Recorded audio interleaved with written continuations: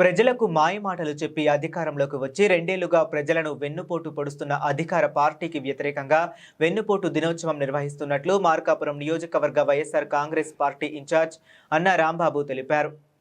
మార్కాపురం జిల్లాలోని పొదిలి పెద్ద బస్టాండ్ సెంటర్లో గురువారం వైఎస్ఆర్సీపీ కార్యకర్తలు తెలుగుదేశం పార్టీ ఎన్నికల మేనిఫెస్టో ప్రతులను దహనం చేసి నిరసన వ్యక్తం చేశారు. ఈ సందర్భంగా అన్న రాంబాబు మాట్లాడుతూ ఎన్నికల సమయంలో ప్రజలకు ఇచ్చిన సూపర్ 6 హామీల అమలులో ప్రభుత్వం పూర్తిగా విఫలమైందని విమర్శించారు.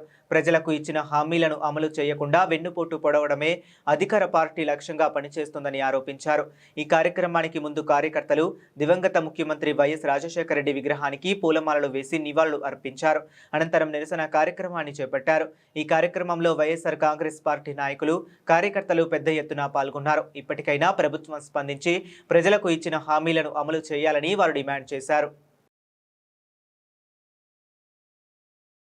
నమస్కారం.